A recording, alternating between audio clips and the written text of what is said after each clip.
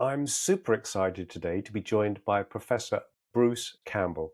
There can't be anybody in the United Kingdom who doesn't know Bruce Campbell. If you're a vein specialist, you may have read several of his papers, you may be influenced by many of his editorials and literature reviews. Professor Bruce Campbell is one of the UK's best-known vein experts. He's currently president of the Venous Forum of the Royal Society of Medicine, which is the primary professional organisation in the United Kingdom for surgeons and other professionals with a particular interest in venous disease. He has experience of treating thousands of patients with venous disease, and over many years he's trained countless numbers of vascular surgeons. For varicose veins, Bruce offers a range of treatment, including cyanoacrylate ablation, foam sclerotherapy, and surgery. Like me, Bruce has had his own veins treated.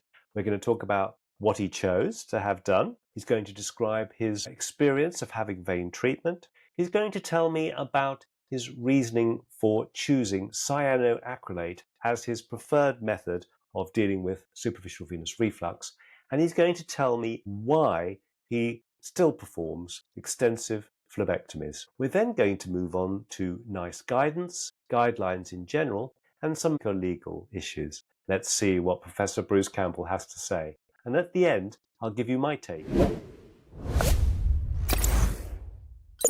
Bruce, I just wanted to have a chat with you because you're the president of the Venous Forum. I'm very lucky that I've been able over the last few months to interview and chat to some of the leading lights in veins, and I couldn't not interview you because you're Mr. Veins in the UK, or Professor Veins in the UK. So it would be a glaring gap if I didn't chat to you. I've read with interest your latest articles in Phlebology, including the article where you describe how you had your own veins done.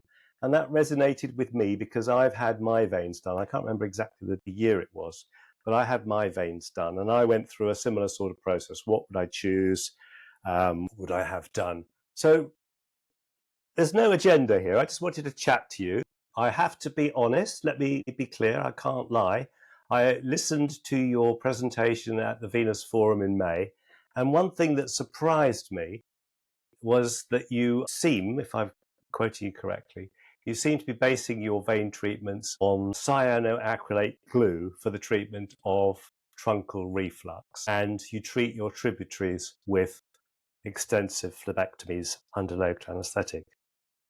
And if that's correct, Bruce, I hope you don't mind me asking you about it and trying to understand your rationale for that and letting you explain it. Absolutely fine. Yes, indeed. So that's all I wanted to do. The other thing I wanted to ask you, because I know that you are a medical legal expert for veins in the United Kingdom and you give opinion to the legal profession. I wanted to talk to you, or ask you rather, for your opinion about the role of guidelines currently in the United Kingdom. It seems to me every time I pick up the latest Phlebology magazine, there's a guideline of some sort, either telling me what I should be doing, what concentration of something I should be doing, the order in which I ought to be offering treatments. And there's been advice about consent and so forth. So I just wanted to explore that with you, and particularly in relation to NICE guidance. And what would happen to a practicing phlebobologist now if he were not to follow the guidelines? Do you think there's exposure? And lastly, what was the last thing I was going to ask you? It'll come to me. Well, what you've got so far could take us till 4 o'clock this afternoon if you wanted it to. Okay, all right. No. How long have you got, Bruce? As long as you want. As long as you want. As long as we want. Okay. Well, I've got some disclosures. I'm not a board member, but I'm an active member of the British Association of Sclerotherapists, very supportive of the work that they do, and I promote sclerotherapy. I'm also an early adopter of Venous Seal. I did Venous Seal in 2012, and I was fortunate enough to visit Hamburg in Germany and be taught by one of the European experts there, Jens Alm. And I met at that time the inventor of the cyanoacrylate Venous Seal system. And he kindly came over and visited us at our clinic in Dorset and was very complimentary about what we did.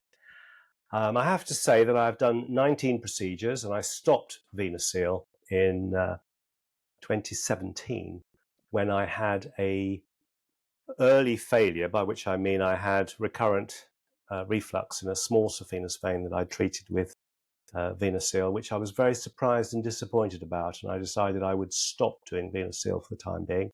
And I've also followed with interest some of the publications on VenaSeal, particularly regarding complications, and I think you've published about that recently. I'm very active on LinkedIn. I don't see you there, Bruce, but I'm very active in LinkedIn. And over the last 12 months, I would describe myself now as a reformed phleboholic.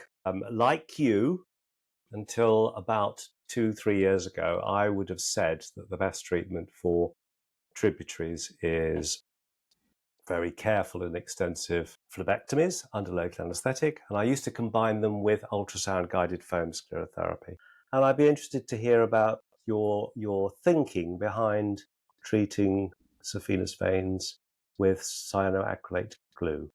So, Bruce, before I say anything more, I'd just like to thank you so much for taking the time to take part in this video presentation or discussion. I understand. I know you're a very busy person. You've got an extensive private practice, and you've also got a very big medical legal practice. And you must be busy now as the president of the Venous Forum, which is the premier organisation for people in the United Kingdom involved in veins. So thank you very much for your time, and thank you for talking to me. Is there anything off limits, Bruce, that we shouldn't talk about or put you There's into? nothing off limits. I mean, just responding in kind to what you've said. I mean, I really have no conflicts of interest because I don't really do anything for any commercial companies within the vascular field. Obviously, I've been elected president of the Venous Forum, but I speak entirely in a personal capacity and nothing to do with the Venous Forum of the Royal Society of Medicine.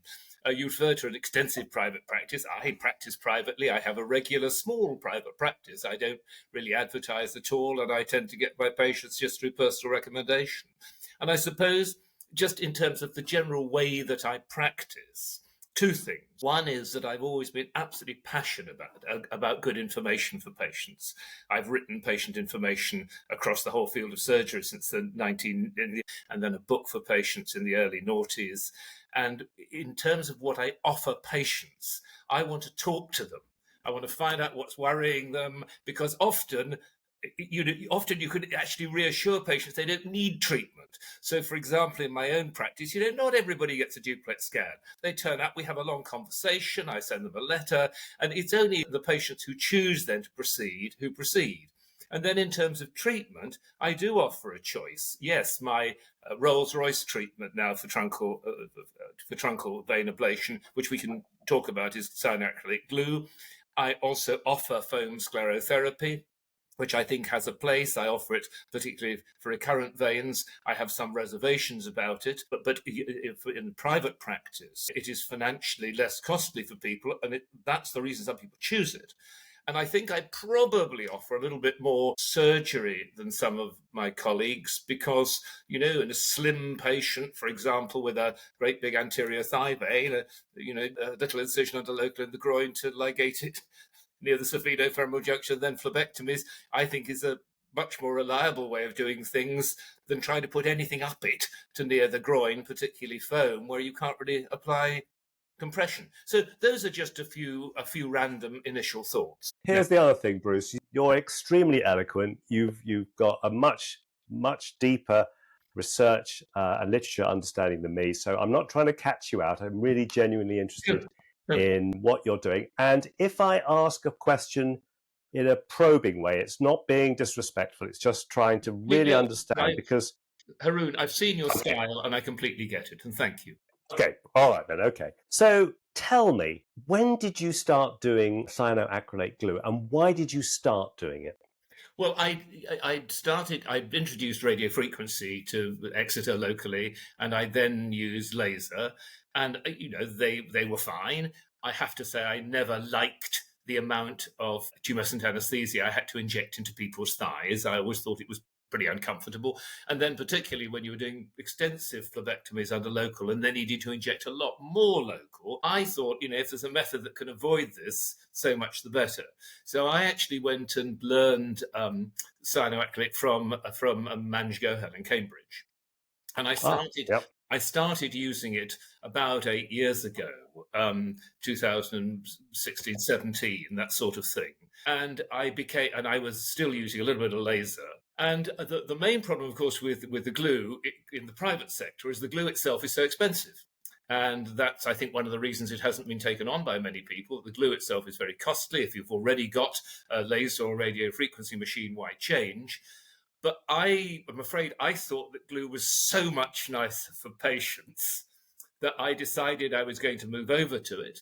And because I have a relatively small private practice, I thought I want to remain really good at one thing.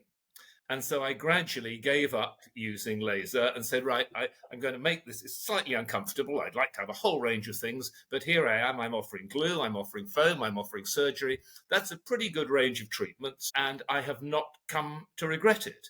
And I have had, over the last few years, really no problems with glue. Over the patients I've treated, I've actually had 3 minor inflammatory reactions to the glue, but nothing more.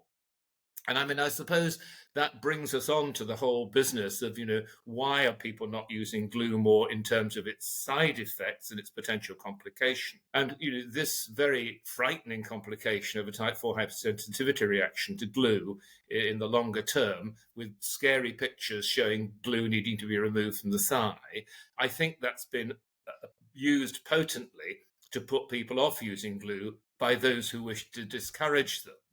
But I did quite a lot of work on this, talking to the company, talking to Manj Gohel, talking to others, and established as best I could 3 or 4 years ago that the risk was probably something between 1 in 10,000 and 1 in 20,000. The recent paper from Japan, which the more I look at it, the more vague it is, has suggested a possible incidence of something a bit over 10,000. But we're looking at a risk of the sort of 1 in 10,000 order. And to me, that was a risk that, provided I tell my patients it exists, I'm prepared to live with, particularly in the context of a treatment that has probably other advantages. I mean, I think it's more comfortable. There's certainly published evidence there's less nerve damage, less pigmentation. It may be, although obviously this is very controversial, it may be that there is less venous thromboembolism. Now, if you take all that into account and play that against a 1 in 10,000 risk of this local serious complication, I'm prepared to live with it because I think it has sufficient advantages that's justified. And it's taken me some time to reach that position, but that's the position I've reached now. Okay. I'm very concerned that although it's a rare complication, it's a different complication altogether. My view, and I'd be interested to hear what you think about this, is that this is not an endovenous treatment. This is an implant. This is an implant into a person, and it's an implant that's going to stay there forever. It's a permanent implant. And to be clear, we do not yet know the long-term effects of the result of putting this glue into a person. We have alternatives that don't have any of these. And so although it may be rare, it's really quite devastating if you have to perform a surgical scar to remove this implant along the length of the great saphenous vein. It is virtually going to be impossible to remove it completely. And I have heard anecdotal reports of people with C2 disease having a very disfiguring scar along the length of their leg and having multiple attempts at having glue removed, with all the implications that involves, such as loss of work, loss of job, sometimes employment, time off work, loss of job, and in certain healthcare systems, considerable financial risk to them. So I think that we're at the early stage of this, and we have other examples of implants in the body where the device was thought to be safe to begin with. And we have the eSure device, which was a contraception device. We have pelvic mesh, inert nylon, which was thought to be inert. That's That's now known to be causing prolonged inflammatory responses.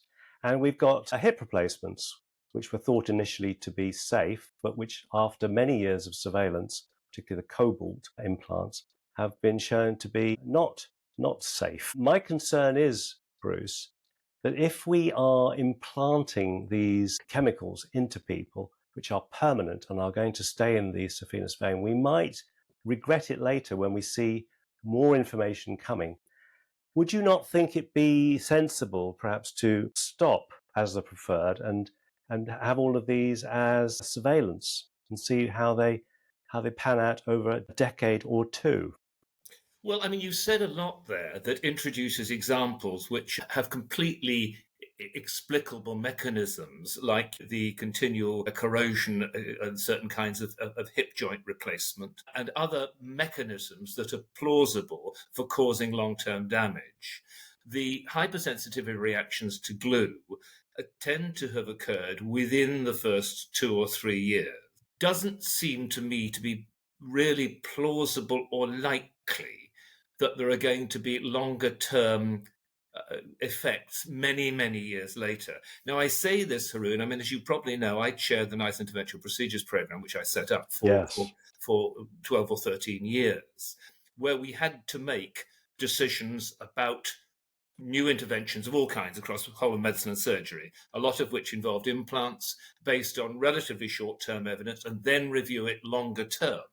And on a couple of occasions, there were instances where we'd said something favourable or had been uncertain. I'm thinking, for example, of the magnetic spine implant for scoliosis, which after 4 or 5 years of use started to corrode and cause problems. And again, here is something that, there was clearly a good reason for it happening, and we had to change our minds about it based on the longer term. But in terms of glue, it just doesn't seem plausible to me that if you're going to get a hypersensitivity reaction, it is going to occur years and years and years later. I mean, look at the implants we're putting into people. All kinds of implants are going in. We're putting in tiny quantities. We're putting in tiny quantities of a substance, which compared with similar substances which are put into the body elsewhere and which then persist for years in large quantities. I just can't feel that it's a risk that is, when you compare it with the shorter term advantages, and try and balance those things as best you can. For me, it's not an argument that holds water. For me, that is that the view you've expressed, and I say this not in a personal sense, is what I call the scaremonger's view. And as I said to you when I started the conversation, it's taken me some time to reach the position I have, feeling comfortable about having it as my primary consideration for treatment. But I have reached that position, based on a whole lot of considerations and thoughts. And I completely take your point of view, and I can understand why people might promote it. But I have to say, I have moved past that now, based on all that I know and have considered. That's good. Well, as I say, I'm interested to hear your views. I mean, my view was that I would wait and see. I felt personally that we have alternatives which are approved by NICE, and we can come on to that. What is the place of NICE, and where is glue in the NICE recommendations? We've got recommendations from NICE which provide us with an option which is safe, which do not have any long-term ongoing complications. And although you say you find it difficult to conceive of a situation in which the implant of glue in the leg would cause problems, I think it is possible that an immunological response, perhaps years grumbling along, a connective tissue disorder or a generalized immunological response that might gradually develop and declare itself years and years later is possible. I wouldn't say it's perhaps top of my list, but my view, my own risk assessment was that I would stop doing it until we had more information. But I'm interested to hear what you said. If you just set that against the fact that, it's well documented that endothermal has a greater risk of nerve damage, which can give people lasting unpleasant effects. You then look at the whole business of, damage to the deep veins, these E-hits and things like that. Well, if you're using glue carefully, you are nowhere near the deep vein with it, and B, you really haven't got any of the kind of risk that you have using endothermal near a deep vein. And so that's why I do find it plausible, just as plausible as your contention about the long-term effects of glue. I do find it plausible that, the risk of deep vein damage, the risk of DVT and PE may be marginally greater with the endothermal techniques, quite apart from the nerve damage. Now, that margin, for DVT, which can cause serious long-term problems, for PE, which can be very serious, if you're looking at the same kind of risk level as you're looking at for possible immunological reaction, 1 in 10,000, the risk of VTE has not got to be very much greater. In fact, it's got to be of a size that most randomized controls wouldn't expose. So I do think that there are plausible arguments here for varying one side effect against another. Well, you are now the president of the Venous Forum, and although you don't speak on behalf of the Venous Forum, what you say people listen to, and you are extremely influential, whether or not you say you are representing the Venous Forum. So I hear what you say, and I understand that. The supplementary question was going to be, would you have glue implanted in your leg? You've read my article. That's what I wanted. I have. Unlike you, I just so you know, and I put this on record, I wrote that article out. I've got small venous varicose veins in my left leg, which I've now had treated 4 times, and they've recurred again. Yes. And so Yes. but the treatment I wanted initially by Manj Gohel, I wanted glue because that's what I thought was the best treatment. And unfortunately, we had it all planned for May 2020. And what happened in March 2020? COVID. And then I started to develop liposclerosis. And that's why I went down the road of having other treatments. But no, I wanted glue. Well, I'm interested to hear that because that was going to be my question, and I did read that article carefully. What isn't clear to me, Bruce, is why didn't you wait? Why did you not wear your compression stockings, moisturize your leg, and wait for the superior treatment? The answer is I did, and I developed very uncomfortable. Ultrasound showed liposclerosis. I got a lot of subcutaneous edema. I was in a lot of pain. And my surgeon from Cambridge, Manj, said to me, for goodness sake, Bruce, just get this thing ablated any way you can. And so I went for radiofrequency, which was available locally. So that was my story. And unfortunately, it wasn't a good outcome. Well, I'd had foam years before just for some veins that I didn't like the look of on my calf. And then all of that happened and I had RF, which was difficult because my vein was scarred from the foam. And then I had to have RF again. And then it recurred once again. And looking at the scan, I said to a local colleague, look, can you just go in and ligate that as deeply as you can under local? To which the reply was, I've never done this under local. I said, oh, for goodness sake, you've done lots of other things under local. Do this. It has then recurred again, and then Manj Gohel has kindly done some radiofrequency very close to my popliteal vein, which has lasted very well for a year, and now has sort of recurred. So that's my personal story for what it's worth. Yeah, no, that's interesting, isn't it? Well, the other interesting aspect when I read your article was you were surprised how the lack of discomfort having the tumescent local anesthetic. Yes, I was. Is that okay? So, based on your own personal experience now, Bruce, of how the little discomfort you get with the application of tumescent local anesthetic, do you still have an objection to endothermal ablation?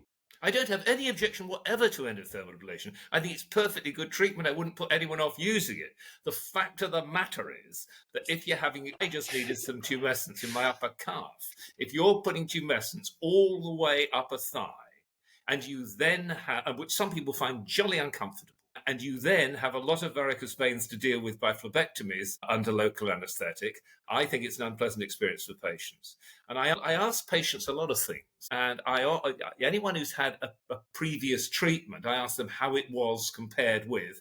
Interestingly, I actually treated a patient last week by glue and phlebectomies, who I hadn't asked, who said to me, "Oh gosh, that was so much more comfortable when I had my other leg treated." I said, "Oh, how long ago was that?" "Oh, about 6 years ago." I said, "What did you have done?" She said, "Well, I had laser and the sort of thing you've done, and this was much more." So it's listening to that kind of thing. It just influences you. You know, one swallow doesn't make a summer, but it's just No, no, no. all that input.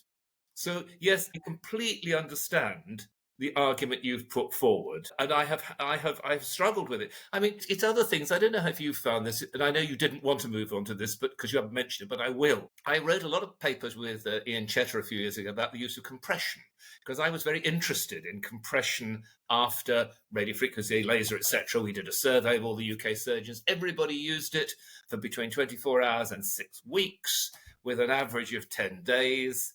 And we then looked at all the literature. What's the advantage? What's the disadvantage? We couldn't get the NIHR to pay for a randomized trial. But at the end of all that, I said, what am I going to do myself? Written 5 papers. I still don't know. Nobody gets compression in my practice for more than 3 days. And after phlebectomies and the like, what are you putting it on for? You're putting it on to stop bruising after phlebectomies. So take it off the next day. And why on earth put a stocking on after that? Now, again, because that is the treatment that is outside what most people do. Most people put stockings on, all this sort of thing. I took a long time to move towards that. And I discussed with colleagues and said, this is what I'm planning to do. Does this seem reasonable? And it's the same kind of evolution of one's practice, which I think people should do. You know, thinking, am I getting this right? If I make a change that's outside the normal envelope, is this something that's reasonable? That's something that I try and do and will continue to do. Well, that's very interesting you say that, because when I had my veins done, I had endovenous laser, and I didn't have phlebectomies. I didn't require them. My veins were treated because I had symptoms of swelling and ache and throbbing. And I had an increase in the number of telangiectasia around the ankle. So I had ankle flare, but not much in the way of varicose veins. And I managed it for a few years with compression stockings, which I found very comfortable. And when I'm standing on my feet for a long time, I wore my class 2 compression hosiery. And I still do now. But here's the interesting thing. When I had my veins done, I wanted them bandaged and I wanted stockings on, but I found them extremely uncomfortable. And in fact, because I've got skinny legs, I had a little cutaneous branch going across the bony prominence of the tibia, and it got compressed. And at about 6 hours afterwards, I had to take the stocking and bandage off because I had tingling in my foot caused by that nerve compression. But afterwards, I wore compression, and I did that because I wanted it to be anti-DVT, and I wanted good compression I wanted to encourage the healing process after endovenous laser. But what I realized was that actually wearing stockings is very difficult to get on and off afterwards. So like you, I changed my advice. It used to be 7 days. It went down to 3 days. And then it went to 48 hours. And I used to say to my patients after treatment, if your legs feel more comfortable wearing stockings, wear them. Yeah, If they exactly. feel more comfortable, take them off, take them off. I don't know what you do for microsclerotherapy, because I know that's one of your interests, but we can come on to that if you want to. But again, I don't think there's any benefit in wearing compression hosiery after microsclerotherapy. Others disagree. It's a very controversial area. So, Very briefly, for thread veins, 24 hours. For reticular veins, 48 hours. And I use bandaging. Use bandaging. Yep. Yeah, it's interesting, isn't it? Okay, so I can't persuade you to abandon cyanoacrylate glue. Nope. And you've thought about it very carefully, and you've given me your reasons, despite the concerns, real or imaginary or whatever, that there might be problems way down the road that might reveal themselves. And despite the fact that there's no difference between thromboembolic events, recurrence, or outcome between glue, endovenous laser, and foam sclerotherapy. There's no difference, Bruce, between any of those. Across the board, that's true based on the trials, but there are less adverse events, certainly based on some of the randomized controlled trials, in terms of nerve damage, in terms of pigmentation. But You mention nerve damage several times, Bruce, yeah, and you say that if you do glue carefully, you're not likely to put the glue into the deep vein. absolutely. Some would also argue if you did endothermal ablation carefully, you won't get nerve damage. Absolutely right. Yes, yes. And there's so Part of the problem with all of this, Haroun, is A, the way it's done, and B, and the thing that is mentioned not a lot because it makes it so complicated, is the combinations of things that are done. And what I mean by that is, there is a difference between using any of these ablative techniques, 20 minutes on an operating table, done your truncal vein, off you get, and spending 2 hours ablating both great saphenous veins and then doing a lot of phlebectomies meticulously, 2 hours on the table under local. Or, for example, the one case in the Japanese paper that was looking at cyanoacrylate and the one death due to a pulmonary embolism, which when you read the small print was actually because the patient was under general anaesthetic for a long time. So there's all of this stuff that I think goes beyond just the particular modality like glue, like laser, whichever it is. There's a lot of combinations and differences that I think may well contribute to the complications that are seen. Well, I think that's right. I think if one is an advocate for a particular treatment modality, one is going to do it very carefully. And that person who does it very carefully is going to get better results and is going to get fewer complications. So there's no point me saying to another specialist, you should do foam, when they clearly don't believe it, if they are an endothermal ablation phlebectomy person. But one of the interesting things is, Bruce, and I am surprised about this, I have changed my mind about phlebectomy. I really do. I don't think phlebectomy is as necessary as I used to think. I used to think that phlebectomy gave the best cosmetic results and the best outcomes. And what I'm finding is that when I speak to experts who do a lot of foam sclerotherapy, they disagree and they get very good results from foam sclerotherapy.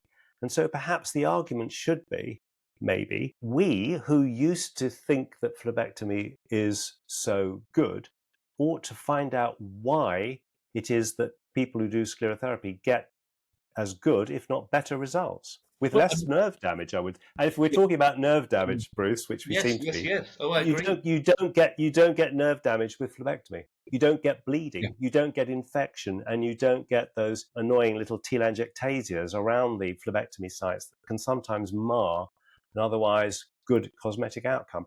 I've been teased extensively having discussions with colleagues like I am with you now, Bruce, who are advocates, strong advocates for foam sclerotherapy. And one of the eye-openers for me over the last year has been joining a group on LinkedIn called Foam Sclerotherapy Experts, where I've learned so much from international colleagues, from those in North America and those in Europe and Latin America, who perform more sclerotherapy than we do here. Well, I mean, I think 2 or 3 things to say. One is, I mean, I have no sort of axe to grind about any of these procedures. Done well, any of these can work well.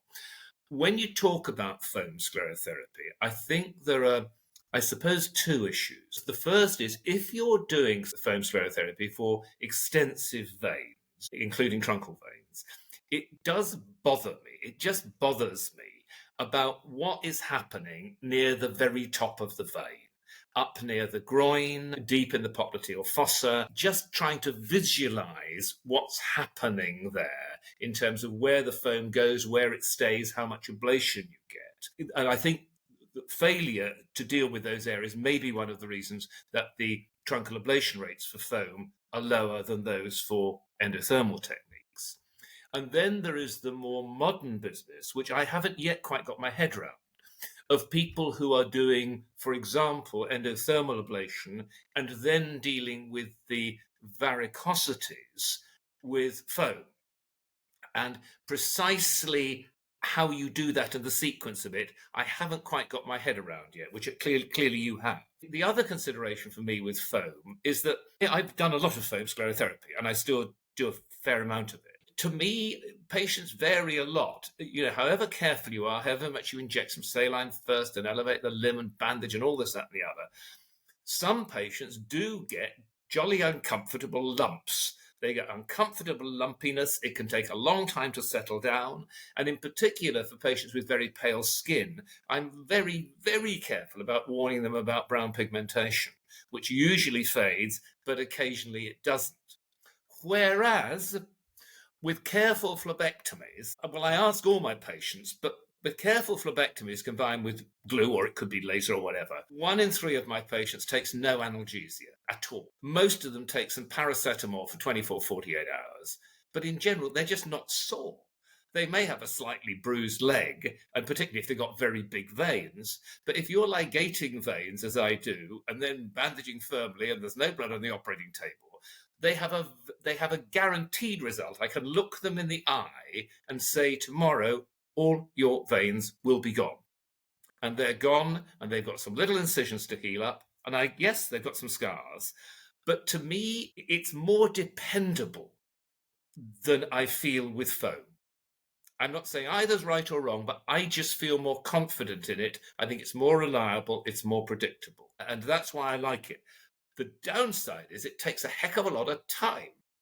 And it's really fiddly. You can do foam much quicker than you can doing careful phlebectomies. But I'm still in the phlebectomy school. I still do prefer it. That would be an interesting debate at the Venous Forum. Because I think the tide is, to be honest, Bruce, I'm of a vintage that's probably close to you. I have been through the high tie and strip. I've been through the high tie and strip to the ankle. I've been to the high tie with no strip. I've been to the high tie to the knee. I've been through phlebectomy. I've then had little hooks. I've done the Rivlins. And then I did the endothermal and the phlebectomy. And then I combined it with foam. And now I'm thinking, where is the place for phlebectomy? Maybe it's time to drop the phlebectomy. I'm persuaded by discussions I've had with people who are super good at foam sclerotherapy. And what I would say is, and you may disagree, I'd be interested to hear what you say, is as president of the Venous Forum, perhaps one of the jobs of the Venous Forum is to encourage younger phlebologists who are coming through to abandon phlebology, to abandon phlebectomy. And I wonder, and again, I don't mean this because I am a surgeon, I don't mean this in any way disrespectfully.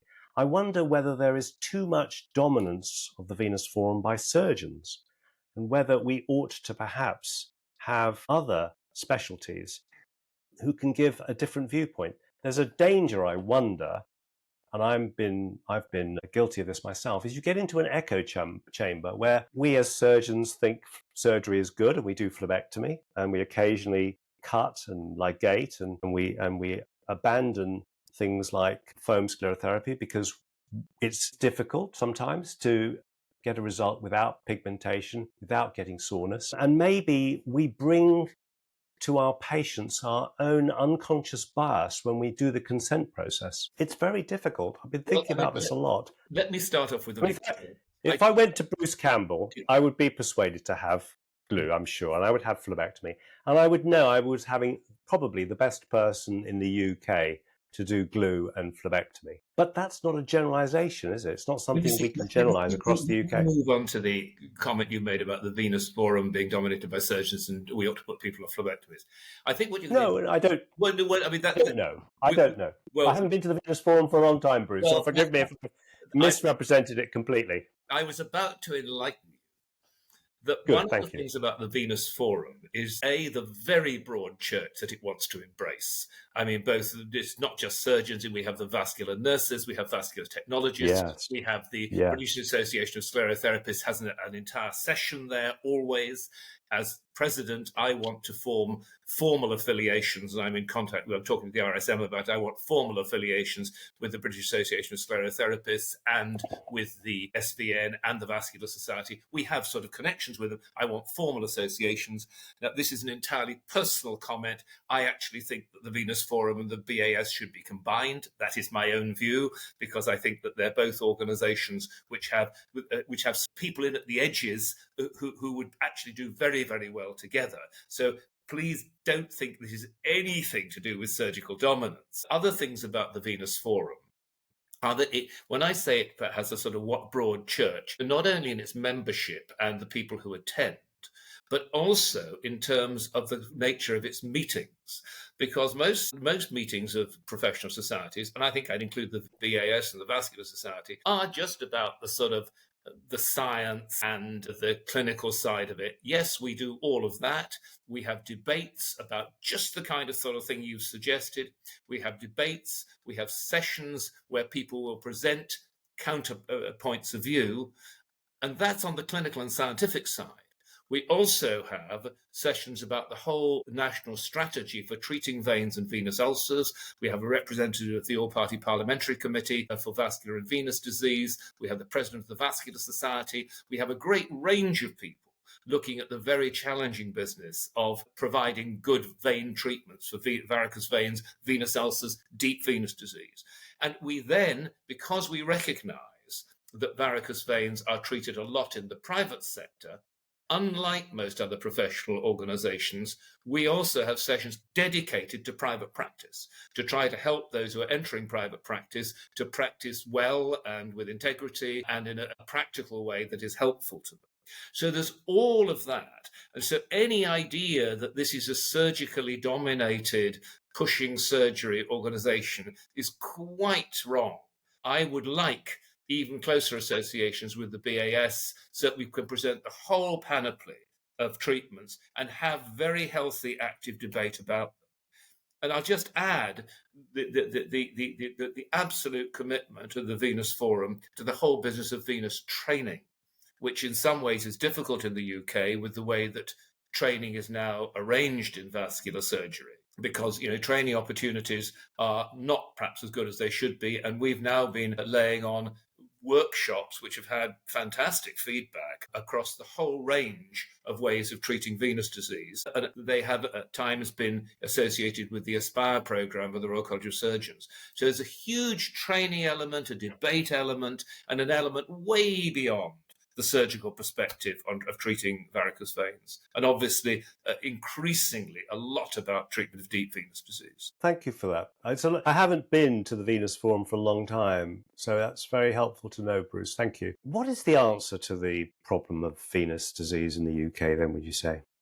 How are we going to expand treatment? One of the things that I did admire were the presentations by the Society for Vascular Nurses and the nurse specialists who were telling us about the dreadful burden of venous disease causing ulceration in the United Kingdom.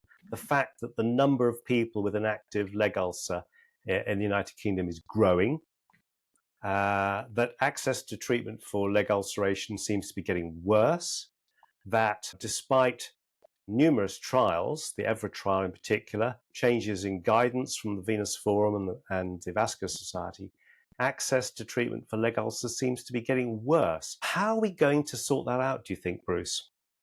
Please read the British Medical Journal editorial that I had published with Dan Carradine in January of this year, entitled Silent Crisis of Venous Care in the UK, which addresses a lot of this. And I mean, just taking just a couple of themes. Firstly, the whole business of the primary care in the community. I think there's a desperate need for better education in primary care, because many GPs don't recognise the early signs of venous skin change. Many actually don't recognise the later signs of venous skin change. And so that's important. Once patients have developed ulcers, then the provision of really good, slick pathways is important. At the moment, those are present in some localities, but in others, there are not good pathways, but first of all into nursing care in the community, and then seamlessly into vascular care in secondary care to deal with varicose veins. So all of that's important. Education in primary care, the provision of really good pathways, and the recognition in secondary care of the importance of really prompt treatment of varicose veins when ulcers or pre-ulcer states exist. I mean, one of the problems, Haroun, and this gets into very, very controversial and sensitive areas, is that, all of this is provided by vascular surgeons, basically, within the National Health Service. And it's not unfair to say that the predominance of vascular surgeons are interested in arterial disease. And given a limited amount of time, as people increasingly have on their programs, both for training and for practice, they want to fix aortas and they want to do other exciting bits of arterial disease. And the venous disease very frequently gets given second place, both in training and in NHS practice. And I mean, some of the suggestions that I've made is that I think each vascular unit ought to have a venous lead, and that person shouldn't just be a sort of Buggins turn there in name, but actually a potent figure on the unit who presses the management of venous disease. And so I think having someone who is the lead on venous disease in each vascular unit, I think that all new vascular surgeons certainly ought to have some venous sessions on their program. I think so that everybody is dealing with it. And I think also, although this is another big matter for debate, when it gets onto the more complex deep venous disease, then we should be increasingly looking at developing more centres with real experience in the complex treatment of deep venous disease. So those are all things that I think are moves that we could make to improve the delivery of care to patients. Do you think one of the problems is that it's regarded as a vascular disease that needs referral to a vascular unit? I think that with the present structure, yes. I think I may be misinterpreting you, but I think you're starting to enter into the argument of should we have a specialty called phlebology? Not necessarily. Not necessarily. I think maybe we could recognise that venous leg ulcers are mainly due to superficial venous reflux. I think one of the problems is that venous leg ulcers get referred to a vascular unit, and I wonder whether we should agree that most cases of venous leg ulceration are due to superficial venous reflux, and that most superficial venous reflux can be dealt with very well, very promptly, at low cost, and without necessarily being admitted to hospital by ultrasound guided foam sclerotherapy. I would propose. I think without any doubt that is the simplest and most cheapest option. Whether it's the most cost-effective option is another matter, but certainly it's the least expensive option, and certainly it's an approach that many places are taking, and I completely understand that within the limitations of the NHS. But if you then look at any argument we might have about the long-term results on the foam sclerotherapy in terms of venous ablation, we know that the results are not as good for long-term ablation or even short-term ablation of main venous trunks. It's a very simple thing to do. It's repeatable, and I can well understand why that approach would be adopted in a cost-strapped system. Whether it's the best and whether it's the most cost-effective is something that the jury's out. Well, here's a counter-argument, Bruce. At the moment, people are getting nothing. Oh, well, that's obviously quite wrong. That's quite wrong. No, it's not only wrong, it's getting worse. I mean, the majority of people are getting no treatment for their leg ulcers, and the number of people with an active leg ulcer in the United Kingdom is increasing. So should we not set aside, and to be as an aside, I would like to know why you say that foam sclerotherapy is inferior to endothermal or glue. But even if I agree that, at the moment, people are getting nothing. Shouldn't they get an effective, safe treatment that is simple, cheap, and can be done by people with minimal training, not vascular surgeons, not vascular trainees, nurses, technicians, minimal training, inject foam around the ulcer, get the ulcer at least healed, and then sort out the mid-term, long-term problems? Well, I think you've introduced a lot of things there.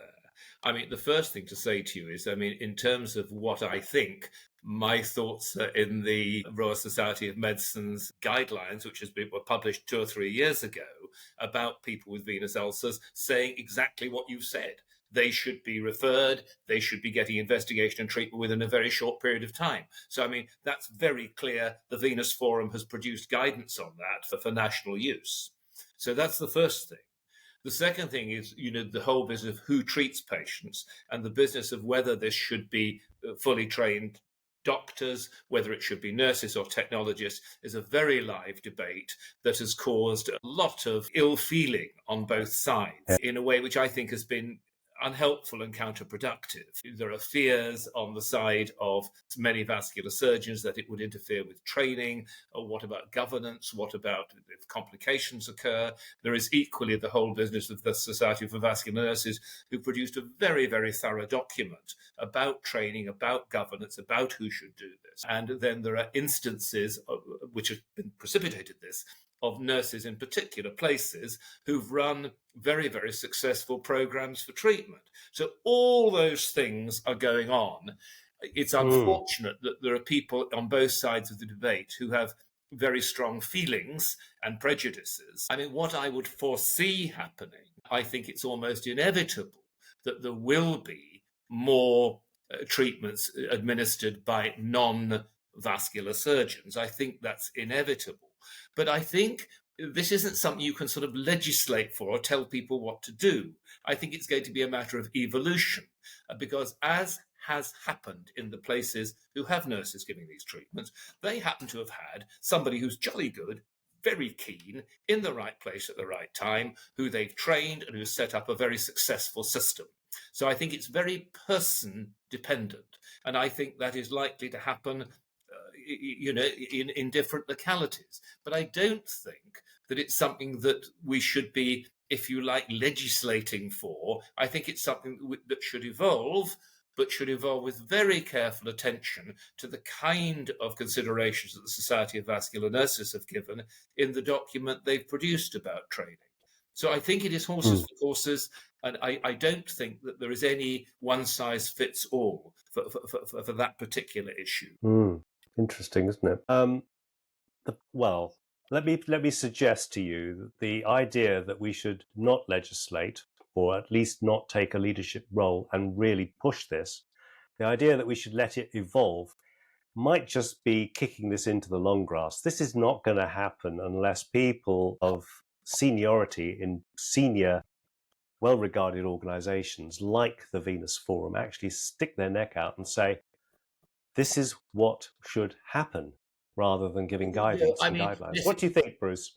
I think the answer is it's a live issue that's going to keep appearing. This is an issue that's not going to go away. It's going to keep appearing on the meeting schedules of the Venous Forum as well as elsewhere, quite rightly so that people will keep an eye on what is going on, how it's all evolving. This is not something that's going to be kicked into the long grass. It's going to be a matter of live discussion for the foreseeable future. No doubt. Okay, thank you, Bruce. You've covered quite a lot. You've told me your rationale and argued strongly for cyanoacrylate glue for saphenous reflux. You've explained to me venous leg ulcer services are evolving, and you've also enlightened me about the Venous Forum. Forgive me for my ignorance on that. I haven't attended for a while. Finally, I'd like to ask you about guidelines and guidance. As I mentioned earlier, it seems like every issue of phlebology has guidance in it. I used to say, almost as a badge of honor when I ran my clinic, we follow NICE guidance. We'll offer you treatment in line with CG 168. We're going to offer you endothermal ablation. If that's not possible, we'll offer you ultrasound guided foam sclerotherapy. And thirdly, if none of those are possible, we'll offer you surgery. And of course, it's always possible to do ultrasound guided foam sclerotherapy. Phlebectomy, I used to be a phlebectomy enthusiast. I'm now a reformed phlebectoholic. But that aside, tell me, what is the place in your view about guidelines? Let's imagine a situation, a hypothetical situation, in which I inform my patient that ultrasound guided foam sclerotherapy, in my opinion, is the right answer for that person. The person has a complication and they see a medical legal expert who says, well, you should have been offered an endothermal ablation because we don't know where foam goes. It could have gone into the femoral vein. It might have gone into a perforator. We've heard of Professor Campbell's concerns about the foam entering the popliteal vein from the small saphenous. We've heard his concerns about bubbles going into the deep vein. Where do I stand? What's going to happen to me? Am I going to be found negligent because I didn't follow NICE guidance? Are you going to be found negligent if you don't follow your own NICE guidance, which you helped write wrote. Just the first thing to say to you, I wasn't allowed near any guidance of any kind to do with veins or Nice, vascular. Nice guidance. No, nice. nice guidance. When when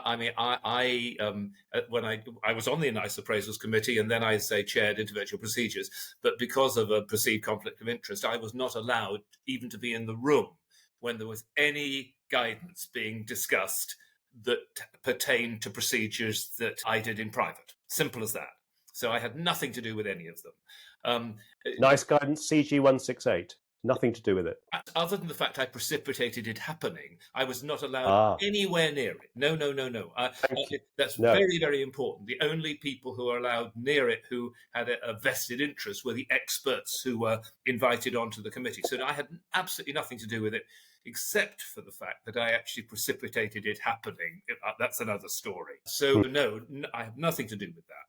I think that NICE guidance has clearly become very potent, and it is used without doubt in medico-legal circles that if you've actually not followed something that stipulates that do this, don't do that, without putting in writing, look, I'm doing this for these reasons, which is fine. I mean, that's perfectly all right to do that. But provided you have justified somewhere in documentation the fact that you're not following guidance. This whole business was offer this if so-and-so isn't suitable, which is the words, in fact, for the various varicose vein treatments. That does leave a whole lot of sort of flexibility. It's not saying you must do this, you mustn't do that. So I don't think you can impart that meaning to that particular guidance. I think the important things are, I have very clear written information about each of the treatments I use, cyanoacrylate glue, foam, surgery, all of them. I have clear written information, including all the risks and everything, which I actually review annually. And when any patient's considering any of them, I give them the printed information. My letter, and I write very explicit letters to patients copied to their GPs saying, we've discussed this, we've talked about that, here are the options, I've given them written information. So actually, it just isn't in my practice, and this is what I would expect anyone to do, it is just not feasible for someone to come back and say, but he didn't discuss this. I did, because it's written down there, we talked about it, I offered you these choices, I gave you the printed information, here it is, it's got all those risks in it. And I just think that's a normal part of the consent process. And so long as you've done that, I think you're medico-legally very well protected. And I think also that as you say, there are lots and lots of guidances out there, but I think so long as you have justified any sort of decision you're making that someone might argue with, I would always put down one or two reasons why I'm doing it. Put it to her that she could have this, but so-and-so, and actually following discussion, we have agreed on that. Now, to me, that's just common sense. And it's not doing that. And in particular, one thing I find particularly irritating is when in medico-legal cases, I see this sort of page of print that's clearly just been copied and pasted to every patient. I have to say, I do try and do things on a personal level. So it's clear there's been individual consideration about that patient. So those are some of my thoughts. So, thank you. Do you make a distinction between guidance and guidelines? Is there a distinction?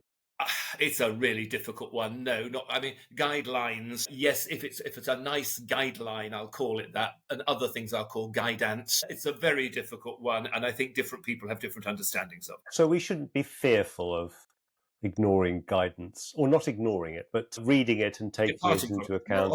Not in the slightest. No. And NICE is clear about this. And this is a point I've made in discussions when I used to be, the NICE board and so forth, and we discussed these issues in terms of, it's very, very clear that, yes, it's perfectly okay to depart from NICE guidelines, provided you make a clear record, we're doing it this way because... And could those reasons be financial? Could you say...